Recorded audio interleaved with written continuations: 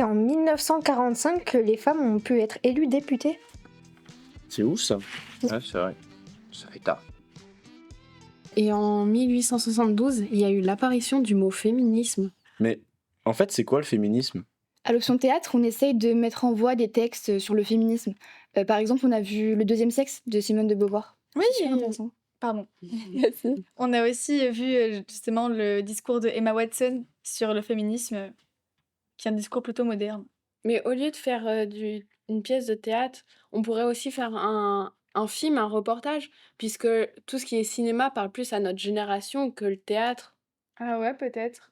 On pourrait recueillir peut-être des témoignages de nos proches.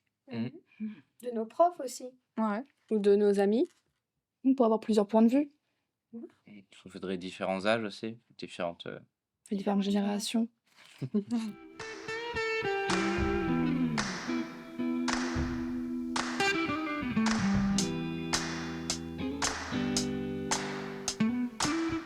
Ça tourne. Action. Bonjour. Bonjour. Et donc, je vais vous poser des questions sur le féminisme. Déjà, pour toi, c'est quoi le féminisme?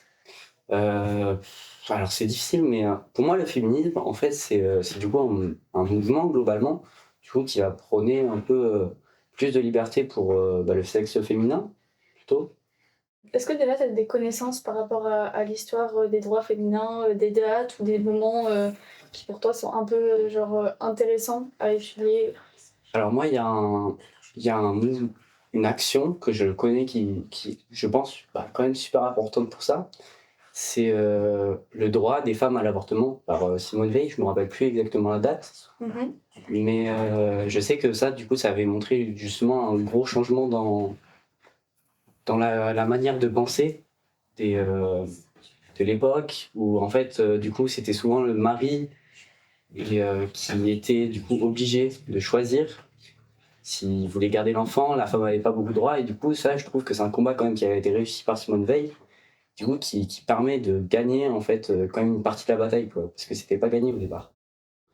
Mais je pense que du coup, on aurait besoin du féminisme dans certains cas où on devrait plus en parler, parce que du coup, je connais des personnes qui vont être extrêmement, par exemple, macho sur certains points, où beaucoup de personnes en fait sont pour le masculinisme. Du coup, moi, je trouve que personnellement, les questions, elles sont bien, mais peut-être trop larges, pas assez précises. Ouais, et surtout, je réponds pas vraiment à ce qui s'est passé précédemment. J'enchaîne les questions, mais il faudrait peut-être trouver un lien entre... Peut-être être aussi dans... que ce soit plus amical. Là, ça Ouais. fait peut-être un petit peu trop séparé, Ouais, sérieux. trop interrogatoire.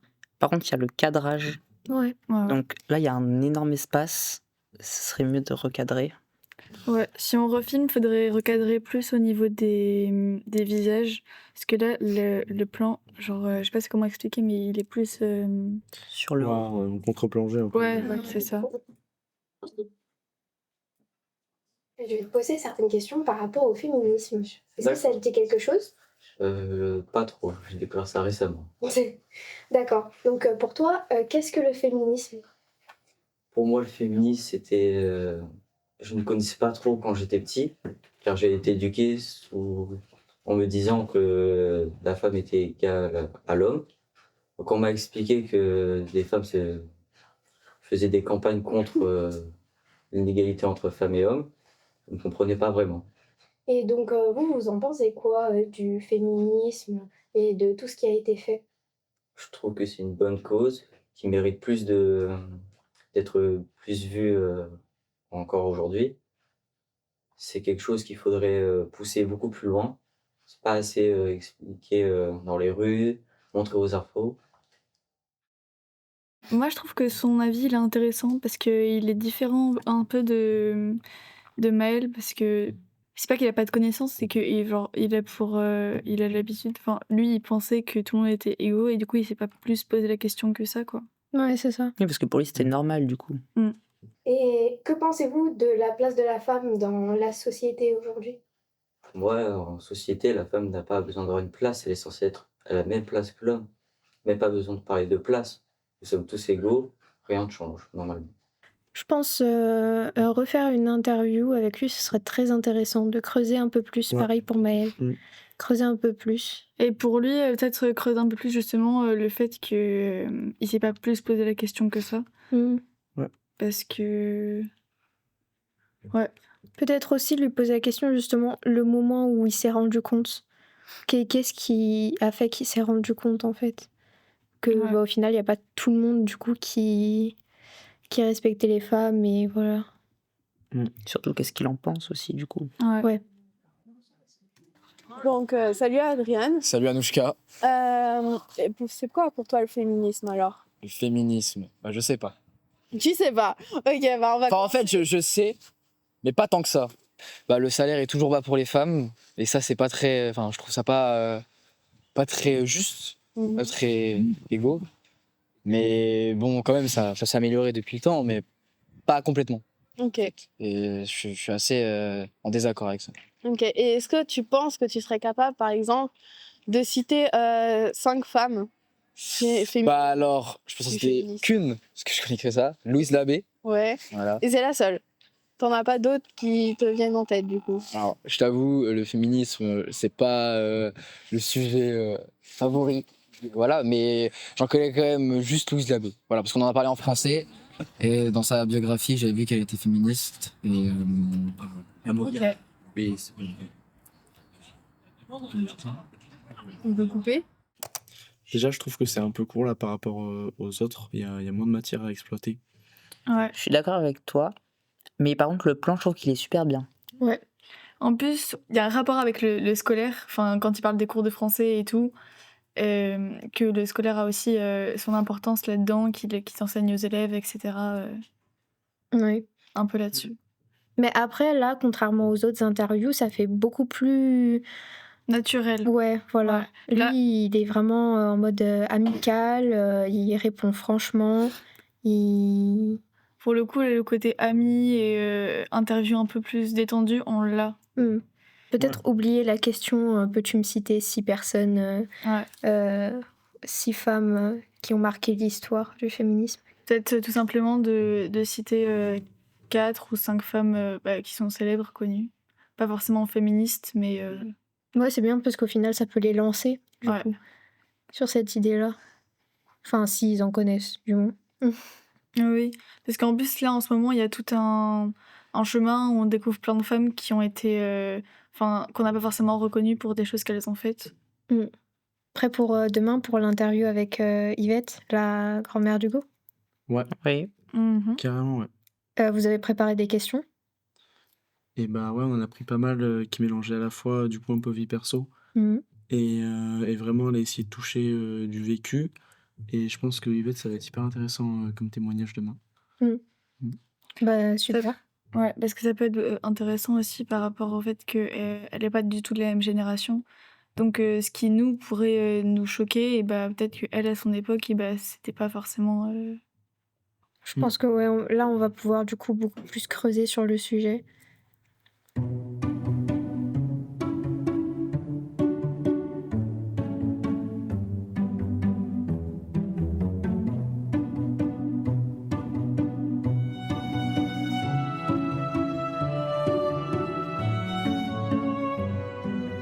Et là, tu tournes le dos.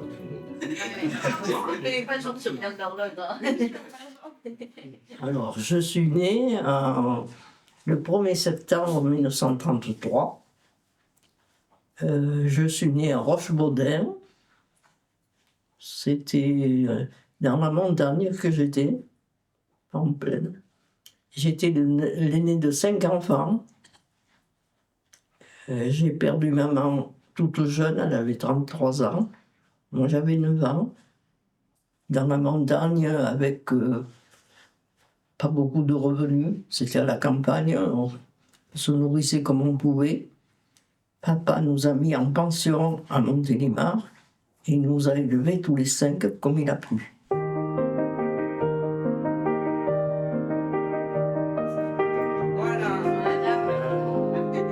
Pour l'instant, on a interrogé des adolescents, des parents et vous. Donc pour savoir l'évolution du féminisme et aussi savoir du coup ce que les femmes ont réussi à accomplir et ont réussi à quels droits elles ont réussi à obtenir. Et surtout aussi savoir s'il y a certaines choses qui n'ont pas évolué et si les femmes continuent de se battre pour ça, ce qu'elles font et ce qui a été fait du coup dans le passé aussi. Vous imaginez, on avait du travail qui était beaucoup plus pénible que maintenant. Maintenant, bien sûr que moi je trouve que tout ce qui a évolué est très bien pour la femme quand même. Parce Et que- les tâches ménagères, elles étaient réparties comment? Ça, je ne peux pas bien dire. Tâches comment tu Est-ce que c'était que les femmes ou les hommes, ils faisaient des tâches ménagères? C'était que les femmes, hein. C'était que les femmes qui faisaient les tâches ménagères. C'était pas les hommes. Les hommes, s'ils étaient à l'usine ou s'ils travaillaient, bon, ceux qui étaient à la campagne faisaient leur travail de campagne, de labourer les champs, tout ça, s'occuper des bêtes, des animaux, tout ça. Moi, j'ai connu aussi le temps que on avait un troupeau de brebis à la ferme. Ben, les hommes nous aidaient, mais bien souvent les femmes, on s'occupait du dedans et encore, on allait soigner les brebis dans les champs, tout ça. Non, mais la femme, c'était très dur. Ça t'embêtait pas trop que ce soit tout le temps les femmes qui le fassent? T'aurais pas voulu que les hommes ils t'aident un peu des fois ou Ah ben, c'était comme ça? Les brebis, les hommes aidaient un peu, mais Oui, c'est- bon, alors, mais non, c'était comme ça, tu sais, on avait des lapins, on avait des poules. Quand on nettoyait les lapins, des fois, ils nous aidaient. Ils nettoyaient les écuries des vaches, des brebis, tout ça. Mais différemment, les petits animaux, comme ça, c'était nous qui nous en occupions. Et hormis pour les tâches ménagères, etc., est-ce que vous avez vu une évolution par rapport à d'autres sujets, comme par exemple le vote, des sujets un peu plus politiques? Le droit de vote. Pour les femmes. Alors ça, le droit de vote, je ne le fais Ça plus. vous a impacté? Mais de toute façon, on ne votait pas à 21 ans. Ça, je sais. 21 ans. On a trouvé que quand même, on nous intégrait dans la société. Donc. Vous étiez reconnu. Oui, quand on était reconnus, on n'était pas... Parce que les femmes, de ce moment-là, on n'était pas bien reconnus. Hein. On était là-bas à la maison, c'est tout. Quand j'étais jeune, j'étais en pension, j'ai appris à l'école d'abord. Et puis après, on a appris à coudre, à tricoter, tout ça. Après, quand je me suis mariée, j'ai toujours resté femme à la maison. Faire le ménage, élever les enfants, tout ça. J'ai rien fait de particulier, disons. Sinon, par rapport à aujourd'hui, maintenant quand même, tu vois une évolution des droits des femmes? Ah oui. T'en es contente? Oui, Plutôt oui. Enfin, heureusement, parce que c'était quand même trop sévère pour une femme. C'est que le mari, si le soir, ils étaient invités chez les voisins un jour aux cartes, peu importe, ben, la femme restait à la maison, elle laissait faire ses enfants, elle ne sortait pas avec le mari quand c'était le soir, elle soignait les enfants. Est-ce qu'aujourd'hui, pour vous, vous pensez que la femme est égale à l'homme aujourd'hui? Est-ce que la femme est égale à l'homme aujourd'hui? Est-ce que la femme est égale ou est-ce qu'il y a encore des différences? Ça, alors... Selon vous, comment vous le ressentez aujourd'hui? Oui, je dirais que la femme est bien égale à l'homme maintenant. Parce que la femme, on lui a laissé beaucoup plus de liberté alors qu'elle n'en avait pas. Et maintenant, bon, elle a autant de liberté qu'un homme. C'est vrai. Si on veut manifester qu'on parlait, les femmes ont peuvent manifester aussi bien que les hommes qu'avant. Je pense que si on aurait manifesté, la femme n'aurait pas voulu. Je pense, j'en sais rien. Mais... La femme, elle est quand même mieux qu'elle était dans un temps, mon jeune temps. Qui c'est qui décidait à la maison quand tu étais mariée? Oh, c'était l'homme. C'était l'homme. La femme ne décidait pas. Après, bon, c'est venu comme maintenant, mais au moment, la femme, c'était l'homme qui gérait tout. Qui c'est qui signait les chèques? C'était l'homme. Nous, les femmes, on n'avait pas de chèque, on n'avait pas. On n'était pas considérés comme maintenant. C'était dur. On ne voyait pas des divorces comme maintenant. Hein. On ne voyait pas. Même que ce soit dur, la femme, elle restait à la maison. Hein. Parce que bon, les femmes qui avaient un métier, peut-être, mais les femmes qui étaient à la maison, qu'est-ce qu'il fallait faire? Partir.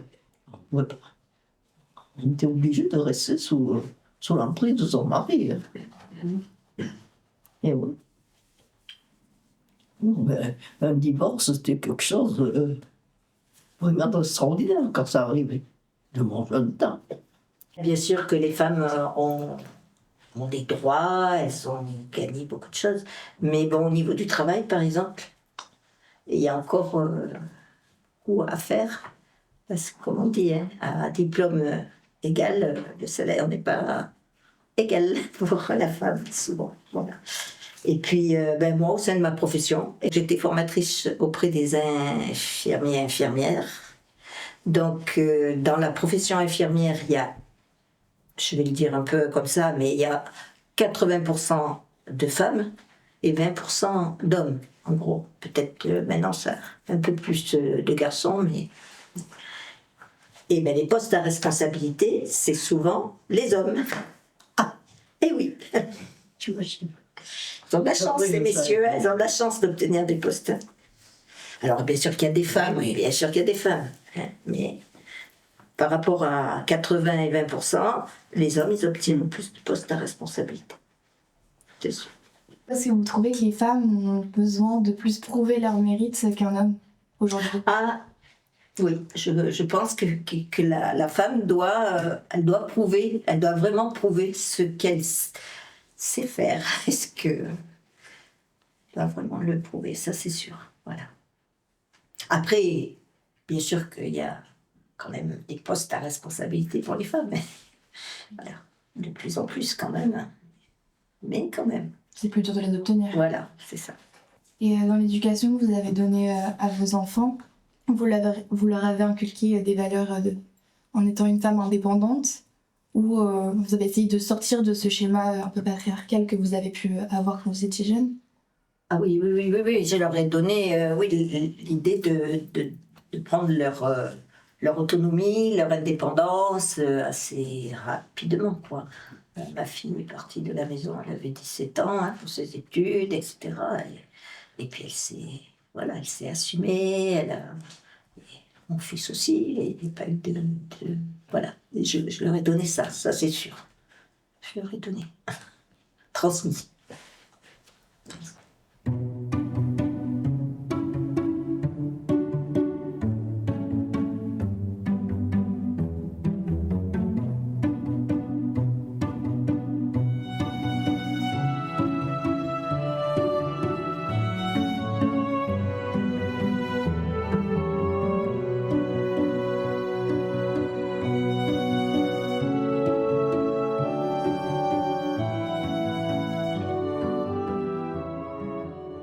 À la pharmacie,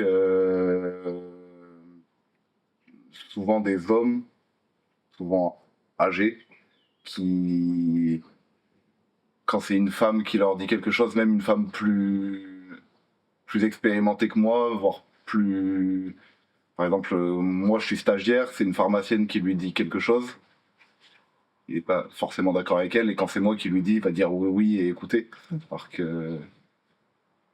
Elle a 20 ans d'expérience en plus que moi, elle est pharmacienne, moi je suis que stagiaire, mais c'est moi le mec, donc c'est moi qui vais écouter. D'accord. Et tu trouves ça normal, évidemment? Non, c'est absurde même. Oui. C'est totalement absurde. Moi je suis face à des patients, j'essaie de traiter tout le monde de la même manière. Moi je suis un homme, donc les femmes peuvent avoir, surtout qu'on travaille dans le domaine du corps, de la santé, donc les femmes elles peuvent avoir une certaine gêne sur certaines choses, donc j'essaye de rien imposer.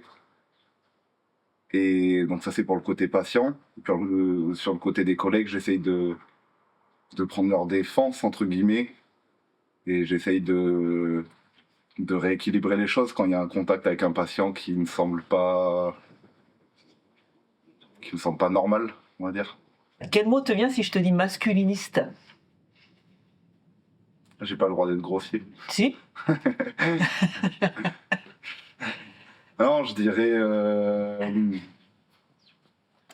incompréhension. Je dirais aussi réactionnisme. Forcément, le féminisme, c'est un mouvement qui est fort. Donc il y a forcément un mouvement inverse qui se crée. Je pense que c'est pas une bonne chose, mais que c'est quelque chose d'assez naturel. Et je dirais allez vous faire foutre. C'est pas grave.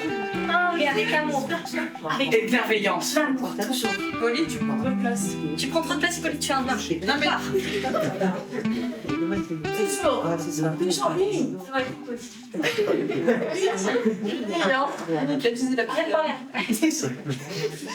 Ok.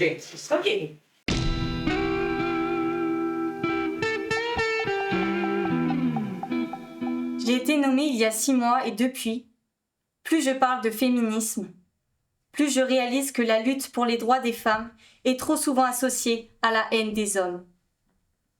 S'il y a bien une chose dont je suis certaine, c'est que cela doit cesser. Pour mémoire, le féminisme se définit comme la conviction que les hommes et les femmes doivent jouir des mêmes droits et des mêmes chances. C'est cela la théorie politique, économique et sociale de l'égalité des sexes.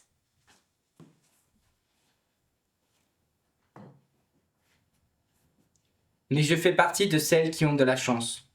Je suis une grande privilégiée, car mes parents ne m'ont pas moins aimée parce que j'étais une fille, mon école ne m'a pas imposé de limites parce que j'étais une fille, mes tuteurs ne sont pas partis du principe que j'irai moins loin parce que je serai un jour susceptible d'avoir des enfants. Toutes ces personnes ont été les ambassadeurs et les ambassadrices de l'égalité des sexes qui ont fait de moi celle que je suis aujourd'hui. Yels ne le savent peut-être pas, mais Yels sont les féministes involontaires qui sont en train de changer le monde de demain. Et nous avons besoin de plus de gens comme ça.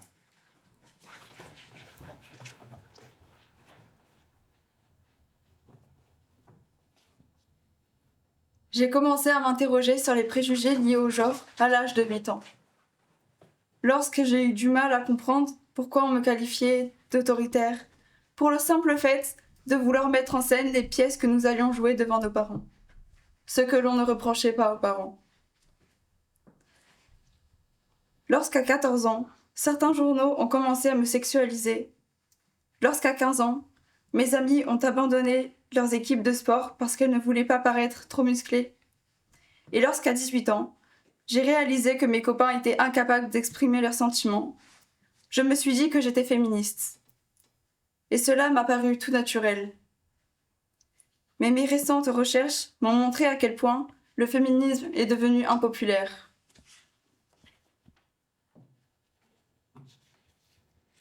Et si vous n'aimez toujours pas ce mot, sachez qu'il importe moins que les idées et les aspirations qu'il renferme. Parce que toutes les femmes n'ont pas eu les mêmes chances et les mêmes droits que moi. En effet, statistiquement, rares sont celles qui en ont bénéficié. Messieurs, l'égalité des sexes est aussi votre problème.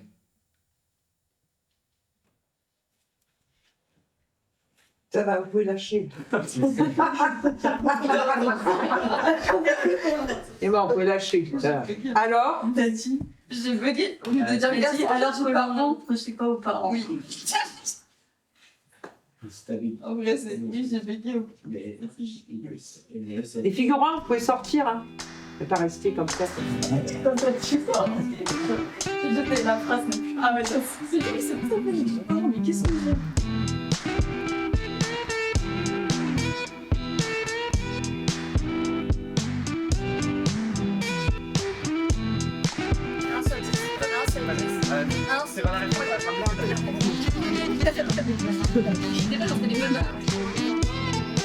non.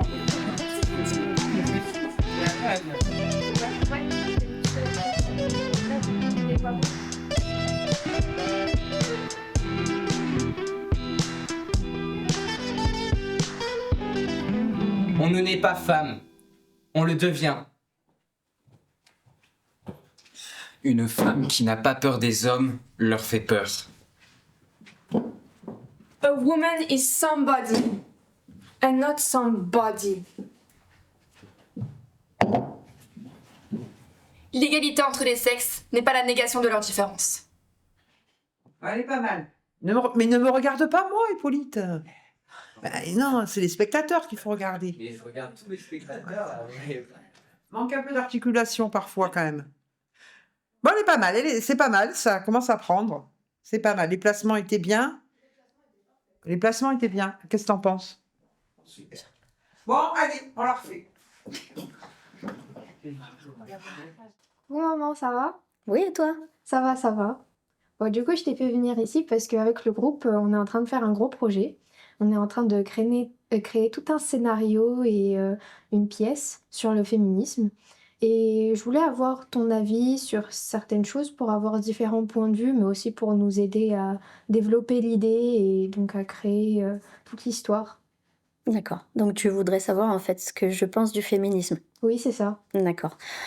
On va dire que c'est en pleine évolution actuellement, je pense, de par les différentes activités professionnelles qui changent, de par la parole aux femmes qu'on peut donner, de par les mouvements qui évoluent et les capacités qu'on a aussi, nous, à évoluer en tant que femmes. Est-ce que tu as déjà participé ou même vu ou même parler à des collègues de mouvements féministes ou... Comme je suis une femme, premièrement, de petite taille, deuxièmement, faut pas rigoler, dis donc. Et qu'en plus, j'ai fait un métier en tant que directrice où il y a de la responsabilité. Quelquefois, on a l'impression que c'est pas moi la directrice. Donc, au final, c'est arrivé, oui, que des responsables sous-traitants me passent devant moi sans me dire bonjour. Par contre, quand ils commencent à comprendre que c'est moi la directrice, ils réagissent pas de la même façon. Et à ton travail, vous êtes beaucoup de femmes à travailler dans l'entreprise ? Alors, on va dire que ça évolue. On essaye d'employer de plus en plus de femmes pour avoir une équité professionnelle. On a une PDG maintenant, on n'a plus un PDG. Donc, ce qui fait que ça fait évoluer un petit peu les mentalités. Mais pour faire évoluer les mentalités, on a besoin de générations comme vous pour faire comprendre.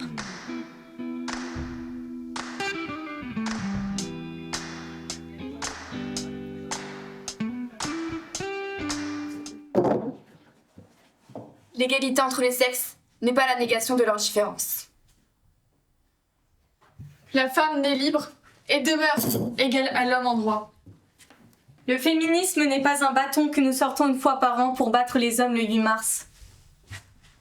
C'est un quotidien pour l'égalité des sexes. Ouais, je crois qu'on y est. C'est bon, pas mal du tout.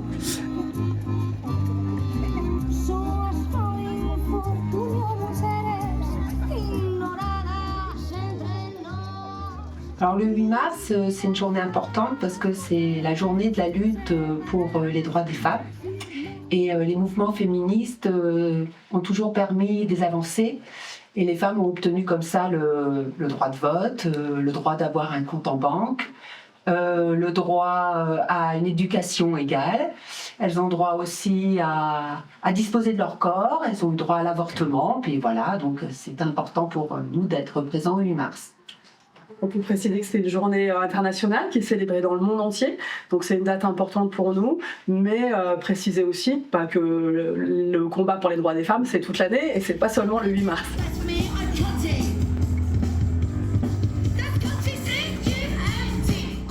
Donc les Rosies, on les reconnaît à leurs vêtements parce qu'on se rend visible dans les manifestations à travers un bleu de travail pour montrer qu'on est des salariés, des travailleuses, voilà. Et puis un costume avec un foulard rouge sur la tête et on s'exprime à travers souvent des danses ou parfois des chants. C'est un collectif qui est national, qui a été monté par l'association Attaque. Donc l'idée, c'est de défendre les droits des femmes, mais aussi à travers des combats sociaux. C'est moi qui décide, pas toi. on en avait marre de faire des manifs un peu plan-plan, où voilà, je sais pas qu'on s'ennuyait un petit peu, mais on avait envie de s'exprimer autrement. Voilà. Donc on s'est mise à danser et on s'est rendu compte que ça fédérait beaucoup de gens derrière nous.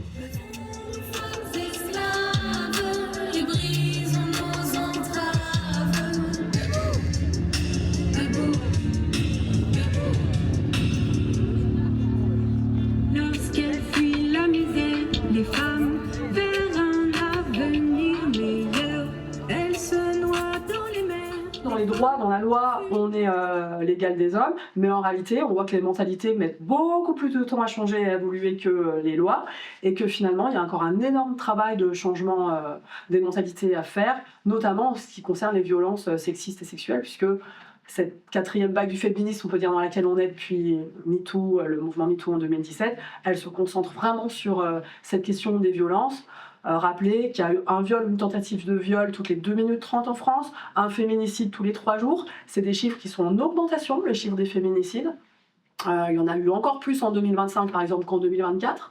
Et donc, c'est des chiffres inquiétants. Et on a l'impression qu'on a beau le dire, beau faire des actions, se faire entendre, malheureusement, ça n'évolue pas. Voilà. Et selon vous, qu'est-ce qu'on peut faire au quotidien pour nos droits? Un vaste sujet. Ouais. Bah, déjà, au quotidien, tout simplement, tu entends une blague sexiste, hein, soi-disant drôle, ben, tu interviens, tu précises que ce n'est pas drôle. Tu vois un acte sexiste, ben, il ne faut pas rester indifférente, il faut essayer d'intervenir et puis essayer de faire évoluer les mentalités des gars. Parce qu'en fait, c'est les garçons et les filles qui vont réussir à faire évoluer les mentalités. Donc là, il y a beaucoup d'hommes qui ont dit déconstruits, c'est-à-dire qu'ils ont compris qu'on ne veut pas leur place, on veut simplement être leur égal, pas plus, mais simplement avoir les mêmes droits. Donc, ils accèdent à tout ça, mais il faudrait que ce soit eux qui reprennent leurs copains. Voilà, parce qu'ils ont une force plus importante que nous quand nous, on essaye de mettre le doigt sur un propos un peu tendancieux. Et puis après, bon, les combats dans le quotidien, il y en a, ça va bien au-delà de l'humour ou de choses comme ça. Il y a le combat pour l'égalité dans les tâches ménagères aussi, qui est du domaine de l'intime. Donc là, c'est très compliqué. Mais les féministes, elles ont toujours dit que l'intime, c'était politique. À la maison, quand on a des frères, et ben, essayer que tout le monde participe à la maison. Voilà. Et puis aussi, pourquoi pas militer, hein. Oui.